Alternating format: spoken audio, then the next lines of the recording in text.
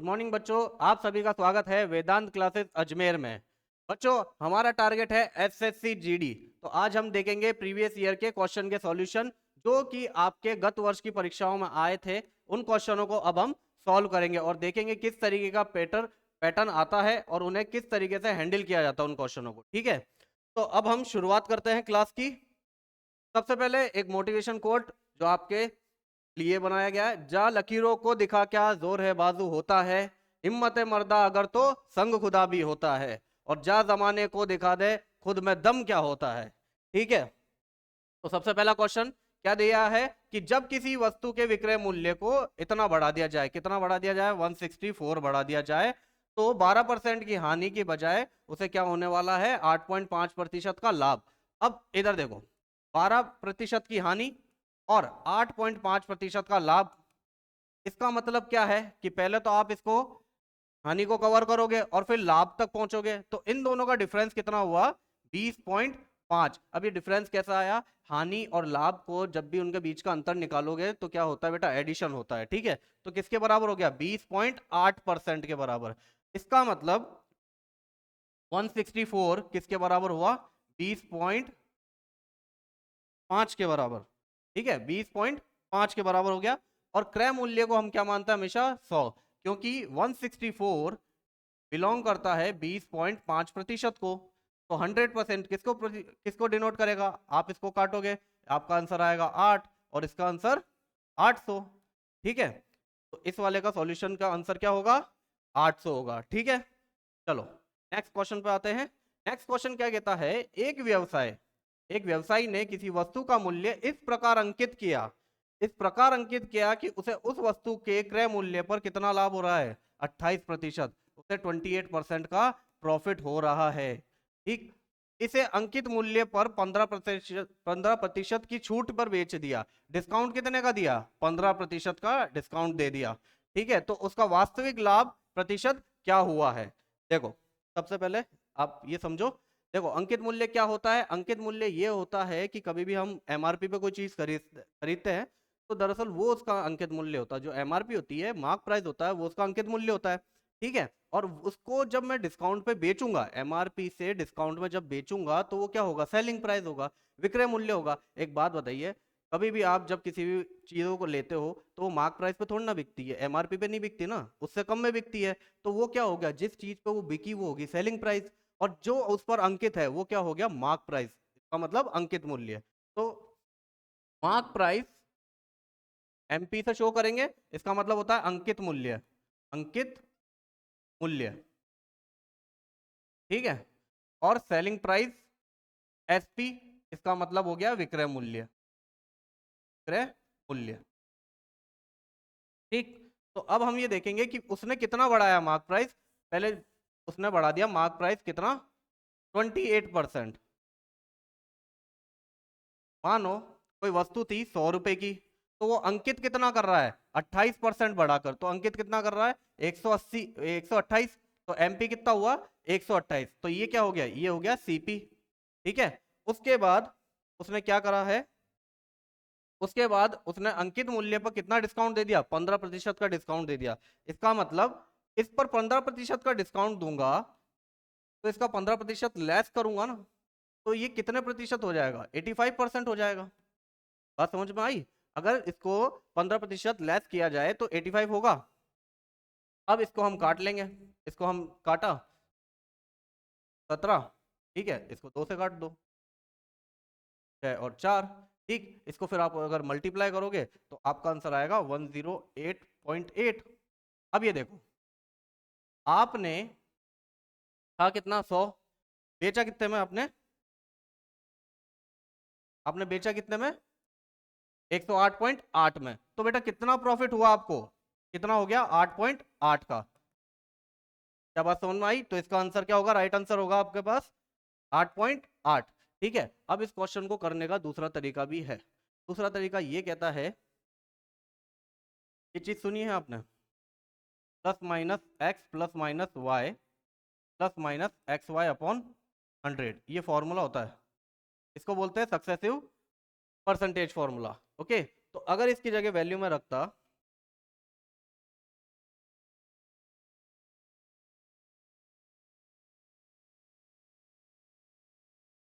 क्या कहती 28, और तो 28 प्लस क्योंकि उसने बढ़ा दिया, ठीक है, माइनस 15 क्योंकि उसने डिस्काउंट दिया, ठीक।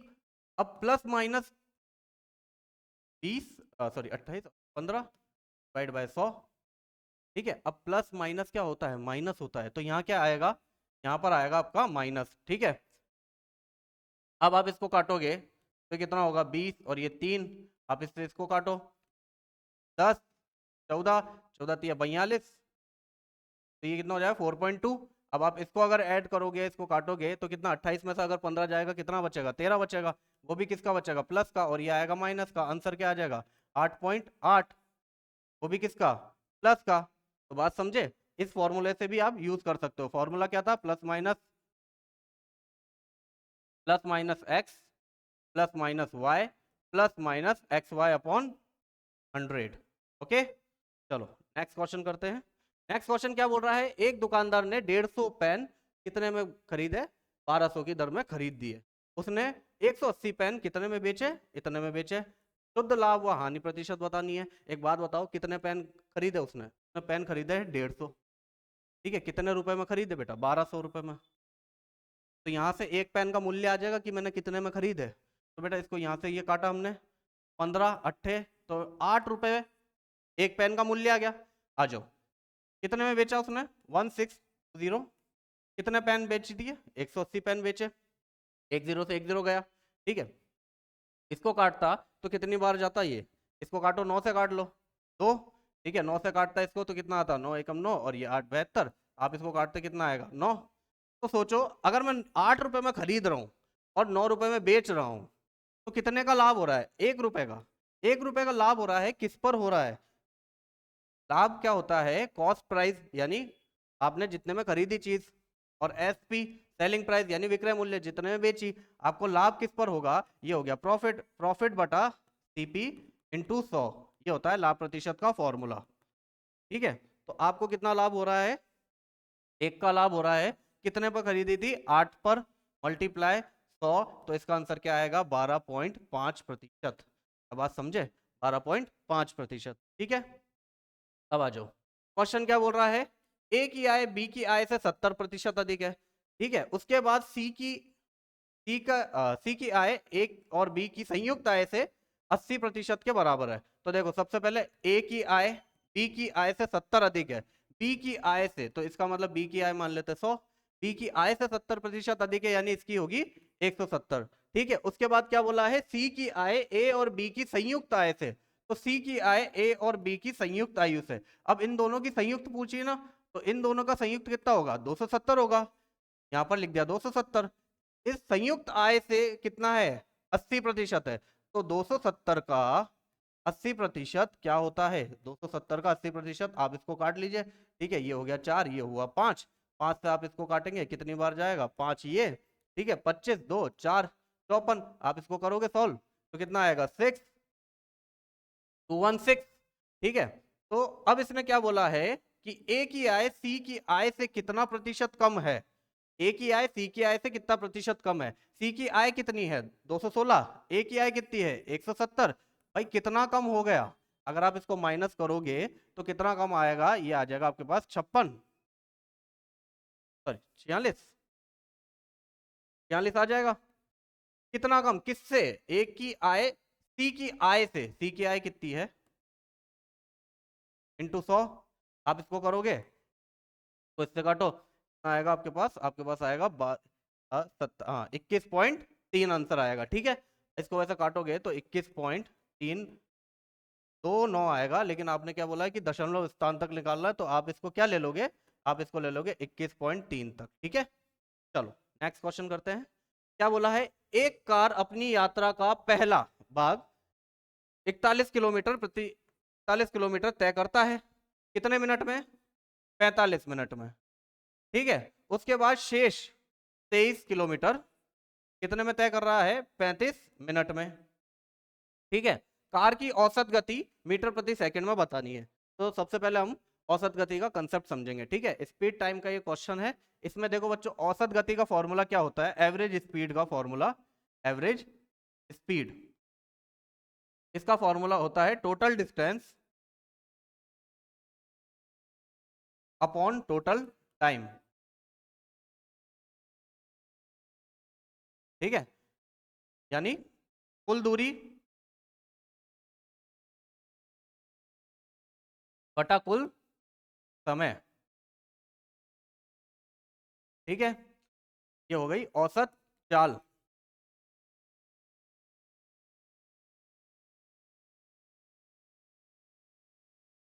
अब आता है क्वेश्चन पर।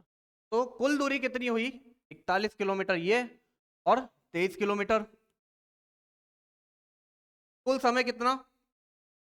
35 मिनट और 45 मिनट। 35 मिनट और 45 मिनट को अगर मैं जोड़ूंगा तो कितने मिनट हो जाएगा? आपको हो जाएगा 80 मिनट। ठीक है, लेकिन मुझे बताओ, यहाँ किलोमीटर चल रहा है, यहाँ मिनट चल रहा है, ऐसा तो होता नहीं है। या तो दो कंडीशन होती है, या तो होता है किलोमीटर पर आवर, या होता है मीटर पर सेकंड। तो अभी तो हम ले लेंगे पहले किलोमीटर पर आवर। तो 80 ले लिया। अब इसको अगर मैं घंटों में कन्वर्ट करूंगा तो क्या करूंगा? बटा 60 करूंगा ना।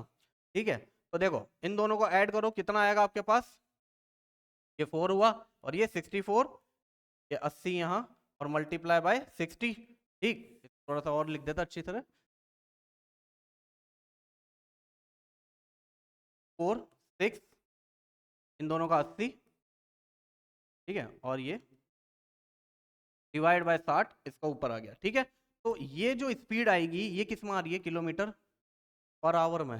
ठीक है, अब इसको काटोगे अगर, जैसे ये काटा 8, 48 किलोमीटर प्रति घंटा। लेकिन ये तो इसका आंसर नहीं है, क्योंकि आपसे किसका पूछा है? मीटर पर सेकंड में पूछा है। तो अगर मीटर पर सेकंड में पूछा है तो अब देखो, कभी भी किलोमीटर पर आवर को कन्वर्ट करोगे मीटर पर सेकंड में तो किससे मल्टीप्लाई करोगे? किलोमीटर पर आवर को मीटर पर सेकंड में कन्वर्ट करने पर आप करोगे 5/18 से मल्टीप्लाई, और मीटर पर सेकंड को जब किलोमीटर पर आवर में चेंज करोगे तो आप करोगे 18/5 से मल्टीप्लाई। ठीक है, तो अब देखो हमें किस में चेंज करना है? हमें चेंज करना है मीटर पर सेकंड में। तो मीटर पर सेकंड में चेंज करने के लिए मुझे इसे किससे मल्टीप्लाई करना पड़ेगा? 5/18 से। ठीक है, तो आप इसको काटो 6 से, 6×18, और कितना ये हुआ? तो आपके पास आएगा 40/3, जिसका मतलब होता है 13 सही 1/3। तो आपके पास राइट आंसर है ऑप्शन नंबर डी। ठीक है, इसको चुटकियों में भी कर सकते थे आप। कैसे कर सकते थे दिखाता हूँ। हमें ये फॉर्मूला याद हो गया। ठीक है, आपको कुछ नहीं करना था, सिर्फ total distance upon total time लेते हैं। उसके बाद जस्ट उसी को ही, क्योंकि मीटर पर सेकंड में था तो उसको एकदम इसी तरीके से आगे मल्टीप्लाई करते आंसर आ जाता। ठीक है, मतलब ये कैलकुलेशन जो हुई है उसको आप स्किप भी करवा सकते थे। चलो आगे बढ़ते हैं बच्चों। एक दुकानदार एक वस्तु को उसकी सूची मूल्य, सूची मूल्य क्या होता है? वही होता है एमआरपी, को 16% की छूट पर इतने रुपए में बेच देता है। यदि उस सामान पे कोई भी छूट ना दी जाए तो उसे 30% का लाभ होता है। इसका मतलब यह है कि पहले कोई दुकानदार था जो क्या करता था? किसी वस्तु को 16% की छूट पे बेचता था। तो अगर 16% की छूट पे बेचता है तो कितने में बेचता था? इतने में बेचता था। ठीक है, अगर वो उसको छूट नहीं देता तो कितने का लाभ होता? उसको 130% का लाभ होता। ठीक है, अब देखो इसको नॉर्मल तरीके से करेंगे। सबसे पहले तो सब बच्चों इधर देखना, एमआरपी का 16% छूट दिया तो इसका मतलब कितना? 84% पर, और इसे कितने में बेच दिया? इतने में बेच दिया। ठीक है, यहां से क्या आता है? एमआरपी आ जाती। एमआरपी आती तो आप इसको काटते, इसको अगर आप काटते बेटा, इसको काट लो, 7 से काटो, 7×2 = 14, 7 7×3 = 21, और 28, और इसको काटते 7×1 = 7, ये हो गया 12। ठीक है, फिर उसके बाद आप इसको इससे काट लो, 4 से काटो, 4 से काटते ये 3, और 3 से इसको काट देते हैं तो ये कितना आता है आपके पास? 3×7 = 21, और 3×8 = 24, 78 × 75, ये एमआरपी आती है आपके पास, है ना? एमआरपी आती, इस पे कोई छूट नहीं देता तो उसको कितने का लाभ होता? 30% का लाभ होता। 30% का लाभ कब होता? जब कॉस्ट प्राइस को 130% बढ़ा दिया जाए, तो वही तो सेलिंग प्राइस बनता है। तो ये हो गया आपका सेलिंग प्राइस। तो ये 130 अगर इसके नीचे जाता तो 13 से ये खत्म होता, और देखो ये तो 1 0 से कट गया, 13×13, 13×6 = 78, ये वहां जाता तो कितना हो जाता आपके पास? 1500। ठीक है, तो ये आपका आंसर क्या आता? Option number D. अब इसको शॉर्ट करने का सबसे बेस्ट तरीका है, इतना हमको नहीं करना था, हमको क्या करना है? कि देखो इतने में बेचा, कितने पर डिस्काउंट है, 16% का डिस्काउंट है भाई, इतना था 16% का डिस्काउंट, इसका मतलब वो 84%। ठीक है, उसके बाद उसने क्या हुआ, उसको 30% का लाभ हुआ है, 30% का लाभ हुआ है। और आपको क्या बताना है, क्रय मूल्य 30% का लाभ हुआ है। अगर मैं इसको कर देता तो क्या आता, 100% ही आता मेरे पास। ठीक है, तो आप क्या करते, यहाँ पर 100 आता, पहले देखना आप लोग, अगर क्या होता यहाँ 100 आता, उसके बाद भी 130 यहाँ लिखा हुआ था, और फिर ऐसा ही होता ना, तो आप क्या करते, यहीं से इसको ऐसे कैंसिल कर देते, और डायरेक्ट इन दोनों को जब क्वेश्चन को सॉल्व करते तो आंसर क्या आता, 1500 आ जाता। ठीक है, आप इसको डायरेक्ट इस तरीके से पहले ही लिख देते हैं, इतना सब कुछ करने की आवश्यकता नहीं पड़ती, आप इसको पहले ही डायरेक्ट लिख देते और आंसर वैसे भी निकाल देते। ठीक है, चलो। हाँ, फिर क्या क्वेश्चन बोला है, जब एक तार के एक वृत्त को मोड़ा जाता है तो 18634 सेंटीमीटर स्क्वायर का क्षेत्रफल बनता है। ठीक है, बन गया एक, कितना है, 18 3 4 का। ठीक है, उसके बाद उस तार को मोड़कर एक आयत बना दिया। एक बात याद रखना बच्चों, जब भी है ना ये 2D की बात करेगा, 2D, तो 2D की बात करें तो हमेशा याद रखना, इसमें क्या होता है कि परिधियों को बराबर रख दो, उनकी उनकी परिमापों को बराबर रख दो, आपका आंसर आ जाएगा। ठीक है, लेकिन जब भी ये 3D की बात करता है तो आपको क्या करना होता है, आयतन को बराबर रखना होता है। ठीक है, अब देखना इसको कैसे करते हैं, कितना दे दिया इसने, इतना क्षेत्रफल है, और वृत्त का क्षेत्रफल का फॉर्मूला क्या होता है, पाई आर स्क्वायर होता है। ठीक है, अब पाई आर स्क्वायर है और ये दे दिया 64 इक्वल टू पाई, और इसने पाई की जगह क्या लिया है, 22/7 आर स्क्वायर। आप इसको काट लो 11 से, 11 से काटोगे तो नया पेज ले लेते हैं, 864 equal to 22 pi r square. इसको काटा 11 से, ठीक है, 11 एकम 11, कितना बचा आपके पास, बचा 7। अब ये किससे कटेगा, 6 से, फिर कितना आएगा, 11 6 और 76, डायरेक्ट ही काटोगे क्या,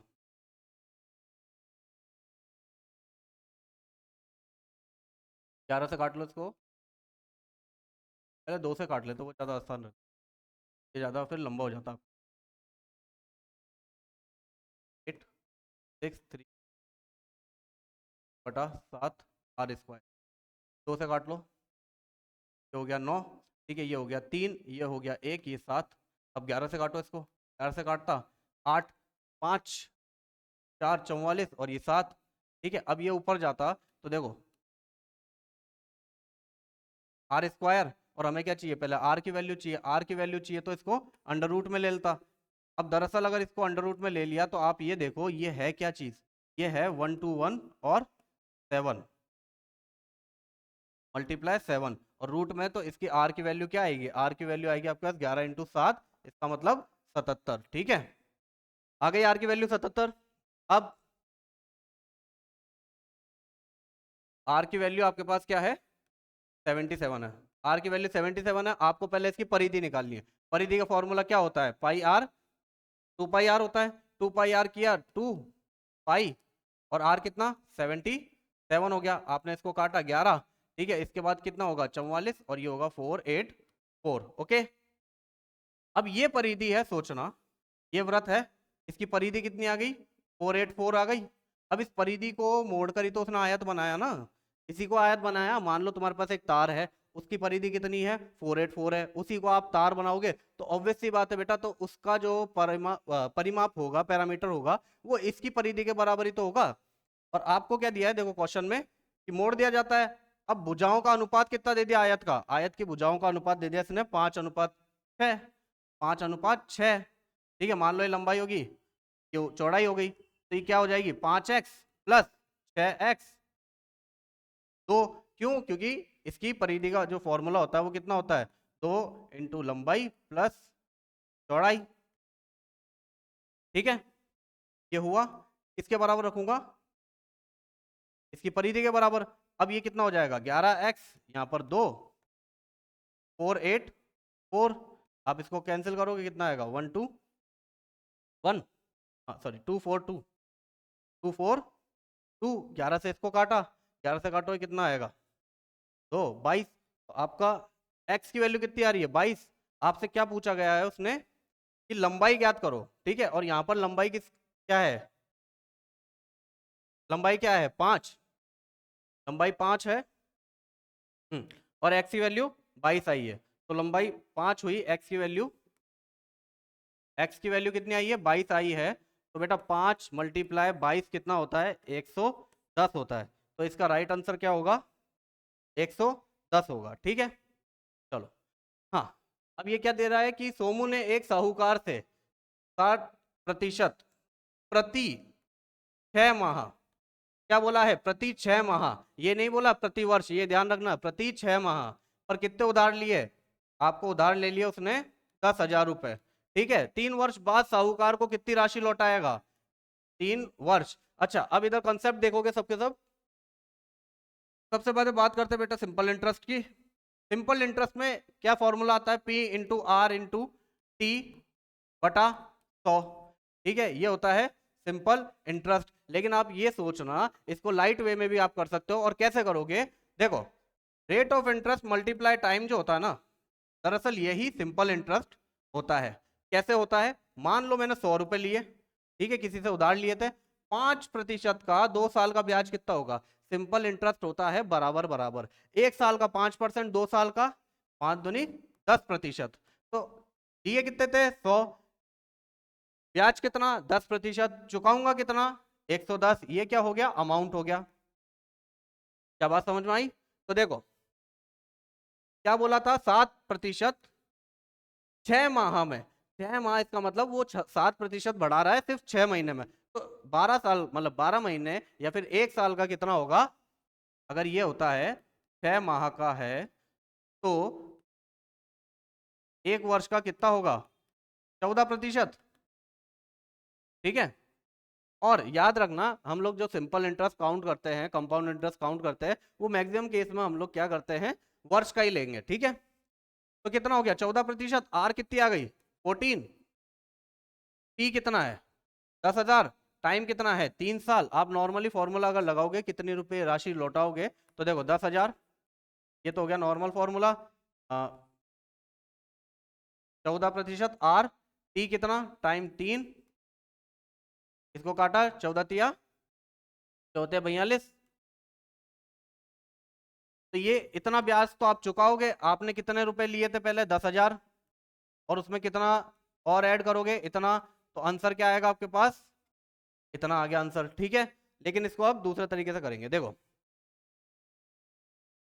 10,000, ठीक है। एक बात बताओ 7% आधे साल का था, पूरे साल का कितना हो जाएगा 14%, 14 42, मैं कितना चुकाने वाला हूँ 42% चुकाऊंगा, क्या चुकाऊंगा ब्याज चुकाऊंगा। अगर 42% में ब्याज चुकाने वाला हूँ, तो दरअसल अगर मान लो 100 राशि होती तो मैं कितना चुकाता 142, अगर 100% होता 42% चुकाऊंगा तो कितना चुकाऊंगा 142%, तो देखो 142% क्या आएगा डायरेक्ट आंसर 14200। कभी भी एसआई का क्वेश्चन आ जाए, कभी भी साधारण ब्याज का क्वेश्चन आ जाए, आप सिर्फ और सिर्फ आर इंटू टी निकालोगे और उतना ही प्रतिशत उसका निकाल लो, तो आ जाएगा आपका एसआई। और अगर उसमें 100 प्लस आर टी करते हो बटा 100 इंटू प्रिंसिपल करोगे, तो आपके पास क्या आ जाएगा डायरेक्ट अमाउंट आ जाएगा, ठीक है। चलो नेक्स्ट क्वेश्चन करते हैं। क्या बोला है ऊनी जैकेट है ए और बी, ठीक है, ए और बी ऊनी जैकेट जिनका प्राइस कितना है 7:9 के अंदर है, ठीक है। अगर ए की जैकेट बी की जैकेट से कितनी है 380 रुपए कम है, भाई इन दोनों का डिफरेंस कितना 2, कितना कम है 380, यही तो बात है कि दोनों कितनी है, एक थी 7 एक थी 9, ठीक है, दोनों का डिफरेंस 2, और वो किसके बराबर 380 के बराबर, तो 2 अगर 380 के बराबर है, जैकेट बी का कीमत क्या है, जैकेट बी कितनी है 9, 380 बटा 2 इंटू 9, इसको काटो कितना आएगा आपके पास, और 19 9 कितना होता है 1710, ठीक है। आगे बढ़ते हैं। 6,225 राशि को 3 हिस्सों में बांटा, इस प्रकार बांटा कि पहले हिस्से का 4 गुना किसके बराबर है, दूसरे हिस्से के 5 गुने के, और तीसरे हिस्से के 7 गुने के। क्या बात समझ में आ गई, ठीक है। आपको हमेशा क्वेश्चन को पढ़ते पढ़ते लिखना है, जैसे मैंने लिखा पहले हिस्से के 4 गुना, दूसरा 5 गुना और तीसरे के 7 गुना के, ठीक है। आपको क्या बताना है पहले उससे और दूसरे हिस्से के बीच का अंतर। ठीक है, तो देखो कभी भी एक बात याद रख लेना, ये पहले आप इसका बेसिक समझो। कभी भी ऐसी सिचुएशन आ जाए तो आप लोग अनुपात कैसे लोगे, इसका 1/, इसका 1/, और इसका भी 1/। ठीक है, अब इसके बाद क्या करोगे, इनका एलसीएम लोगे। इनका एलसीएम कितना आएगा, 12 आ गया एलसीएम। अब दो कितना 6, 3 से ये भाग जाएगा 4, 4 से ये जाएगा 3। अब उसके बाद एलसीएम को भूल जाओ। अब इसका रियल अनुपात क्या हो गया, 6:4:3। क्या बात समझे। और एक आती है कंडीशन, ये वाली कंडीशन जिसके अंदर ये लिखा होता है,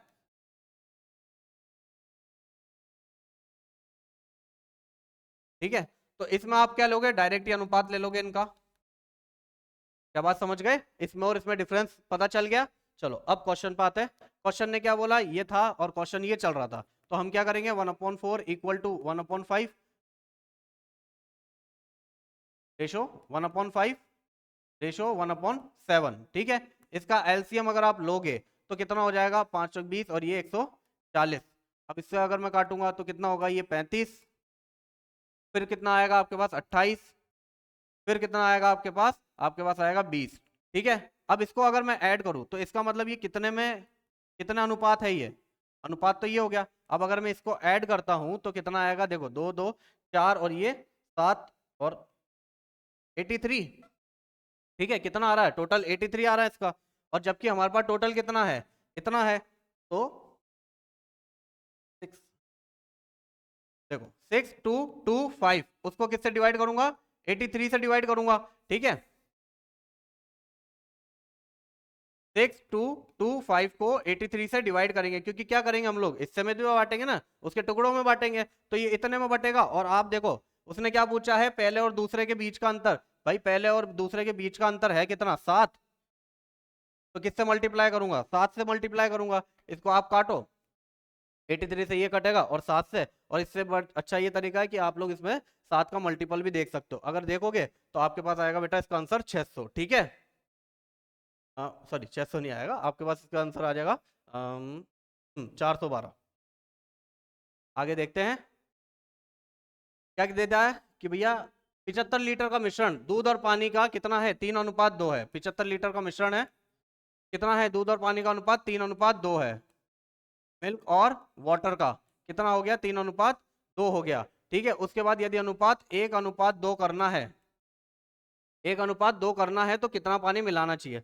चलो बच्चों इस टाइप के क्वेश्चन को कैसे सॉल्व कर सकते हैं, जल्दी से जल्दी देखना। कितना है, 3:2, और कितना होना चाहिए, 1:2।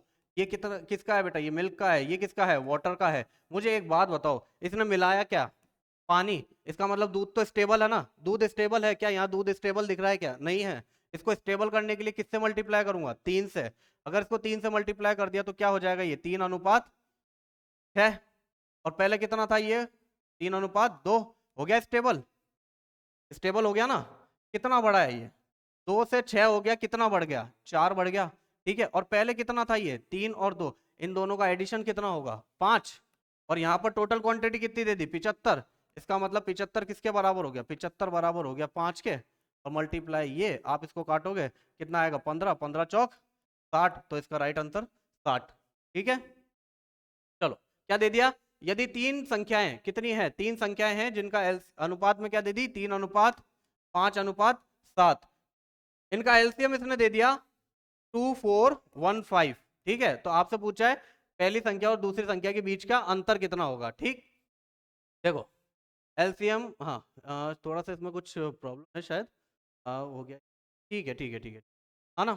देखो तो इसका मतलब क्या हो गया, अगर ये 3 संख्याएं हैं जिनका अनुपात दे दिया इसने, 3 संख्या अनुपात हो गया, और इनका एलसीएम ये दे दिया। याद रखना एलसीएम में हमेशा एक एचसीएफ छुपा होता है।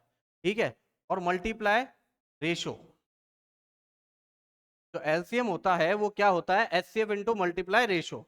ठीक है, तो इसका अगर 2415 जो है, 2415 जो है वो दरअसल क्या है बच्चों, H C F multiply of their ratio. तो 4 पंजे 3 15, 15 और 7 कितना होता है, 15 × 7 105। ठीक है, अब इसको आपने काटा, हाँ इसको आप काट दीजिए, तो आप काटोगे तो कितनी बार जाएगा, ये जाएगा आपके पास 23 बार। तो HCF कितना है आपके पास 23। उसने क्या पूछा है, पहली संख्या और दूसरी संख्या के बीच का अंतर। यहाँ पहली संख्या और दूसरी संख्या के बीच का अंतर कितना है 2। तो HCF है अगर 23 तो मल्टीप्लाई विथ 2 कितना आ जाएगा आपके पास 46। Correct option is 46। ठीक है, आगे बढ़ते हैं। ABC मिलकर किसी कार्य को 10 दिनों में पूरा कर सकते हैं। देखो A, B और C किसी कार्य को 10 दिनों में पूरा कर सकते हैं। A B से 20% कुशल है। A B से किससे, B से 20% कुशल है, और C B से 50 कम है। C B से तो 20 का मतलब अगर 100 होगा तो ये कितना होगा 50 होगा। ठीक है, अब आप लोग क्या करोगे, इसका रेशो बनाओगे, मिक्स रेशो। यहीं से काट लो इसको, 6 5 ये हुआ, और ये कितना हो गया, ये हो गया आपके पास 2 1 ये हुआ। ठीक है, तो 6 5 2 और 1, ये 5 इसको फिल करेगा, 2 इसको फिल कर देगा, तो कितना आएगा 12 10 5। ये क्या आ गई, इनकी कार्य क्षमता आ गई। ठीक है, ये देखो एक दिन में कितना कार्य कर रही है, एक दिन में ए करता है 12, ये करता है 10 और ये करता है 5। अगर मैं इसको ऐड करता हूं तो एक दिन में कितना आ जाएगा मेरे पास काम, 12 और 10 22 22 और ये 27। और कितने दिन काम करते हैं वो 10 दिन, तो टोटल काम कितना हो जाएगा आपके पास, टोटल काम हो जाएगा 270। हमको किससे काम करवाना है, अकेले बी से। अकेला बी कितना करता है 10, तो डिवाइड बाय 10, आंसर क्या आएगा 27। Correct option is B. चलो आगे बढ़ते हैं। एक निश्चित राशि पर 4% की दर से 2 वर्ष का प्राप्त चक्रवर्ती ब्याज कितना है 1530 है। समान अवधि के लिए समान दर पर समान राशि पर प्राप्त साधारण ब्याज क्या होगा। ठीक है, अब इधर देखना, आपको एक अच्छी चीज सिखाता हूं। 2 साल का कभी भी कंपाउंड इंटरेस्ट आ जाए तो आप कैसे निकालोगे, देखो 1%, 2%, 3% और ऐसी मान लो 5% और 7%। ठीक है, आगे जितना भी चाहो उतना भी ले सकते हो आप। एक का डबल कितना बेटा, एक का डबल होगा 2, पॉइंट लगाओ। एक का स्क्वायर 0 1, 2 डिजिट लोगे, तो 2 साल का 1% के हिसाब से चक्रवर्ती ब्याज कितना हो जाएगा 2.01। इसी तरीके से 2% अगर चक्रवर्ती ब्याज है तो 2 साल में क्या होगा, 2 का डबल 4 और 2 का स्क्वायर 0.4। ठीक है, 3 का डबल 6, 3 का स्क्वायर 0.9, 5 का डबल 10। ठीक है, अब देखो 5 का स्क्वायर 25 ये हुआ, 7 का डबल 14 7 का स्क्वायर कितना 49 ये हो गया। ये क्या है, कंपाउंड इंटरेस्ट है 2 साल का, ये रेट आ जाती है। ठीक है, अब देखो क्या बोला है, 4% की दर से 2 साल का कंपाउंड इंटरेस्ट। तो अभी अभी बताया था 4% के हिसाब से 2 साल का निकालना है, तो क्या होगा 4 का डबल 8 पॉइंट, इसका स्क्वायर 16। तो इतना ब्याज तो उसको मिलता था, जो किसके बराबर है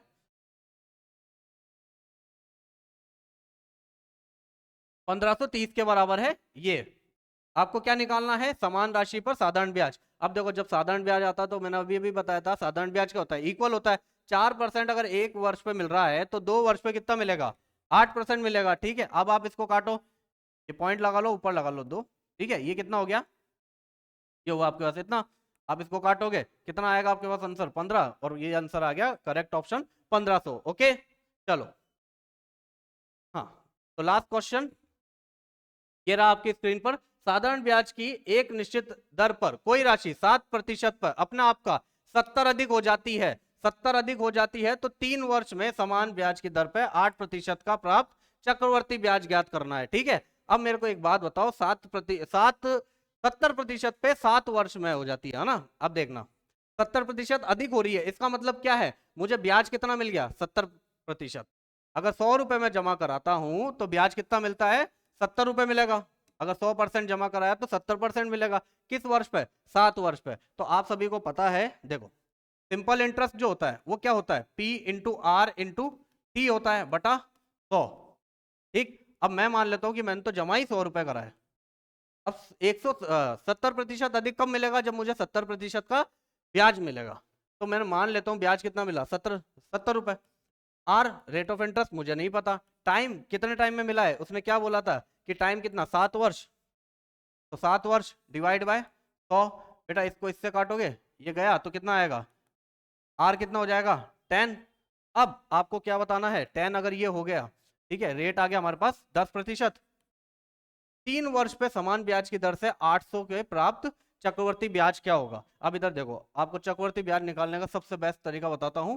सबसे पहले रेट ऑफ इंटरेस्ट ली, कितना है 10%। इसको कन्वर्ट कर लो बेटा फ्रैक्शन वैल्यू में। देखो कैसे करोगे, 10/100 तो कितना आएगा, 1/10। इसका मतलब पता है क्या है कि 10 रुपए पे 1 रुपए का ब्याज मिल रहा है। तो पहले आपके पास राशि थी 10, तो अब कितनी हो रही है 11। कितने वर्ष के लिए निकालनी है, 3 वर्ष के लिए। तो ऐसा कितनी बार लिखोगे, 3 बार लिख दोगे। अब इसको डायरेक्ट मल्टीप्लाई कितना हो गया 1000, और ये कितना हो गया 1331। ठीक है, तो 1000 तो हमारे पास क्या है, ये आ गया मूलधन प्रिंसिपल, और ये क्या है अमाउंट मिश्रधन। ठीक है, आपको कितना दे दिया 8000। 8000 मूलधन किसके बराबर लिखूंगा, 1000 के। आपको क्या निकालना है, प्रिंसिपल निकालना, चक्रवर्ती ब्याज ज्ञात करना। चक्रवर्ती ब्याज कितना आ रहा है, चक्रवर्ती ब्याज कितना बढ़ गया, कितना मिल रहा है मुझे 331। चक्रवर्ती ब्याज कितना मिल रहा है 331। तो देखो 8000 डिवाइड बाय 1000 मल्टीप्लाई विथ 331। आपने इसको इससे काटा 8 8 या 24 और आंसर आ जाएगा आपके पास। तो आपका आंसर हो गया 2648। ठीक है, करेक्ट आंसर ये हो चुका। तो बच्चों आज के लिए इतना ही। आप बताओ, लाइक करो, शेयर करना और कमेंट करके मुझे ये बताना कि क्लास कैसी लगी है। ठीक है, और हम धीरे धीरे आगे भी इसकी ऐसी क्लास लाते रहेंगे। तो तब तक के लिए जय हिंद, जय भारत।